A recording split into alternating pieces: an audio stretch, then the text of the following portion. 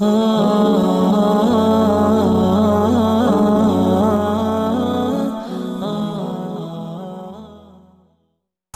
و نصلی علی رسولہ الکریم۔ ایک ساتھی کا سوال ہے کہ بچوں کو فرما بردار بنانے کے لیے کوئی وظیفہ بتا دیں۔ الجواب حامداً و مصلیاً اما بعد۔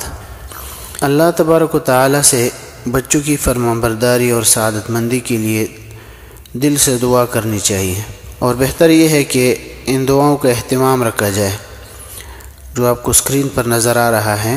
ربنا هب لنا من ازواجنا وذریاتنا قرۃ اعین وجعلنا للمتقین اماما، یعنی اے ہمارے رب، ہمیں ایسے جوڑے اور ایسی اولاد عطا فرمائیے جو ہماری آنکھوں کی ٹھنڈک بنے، اور ہمیں متقیوں کا امام بنا دیجیے۔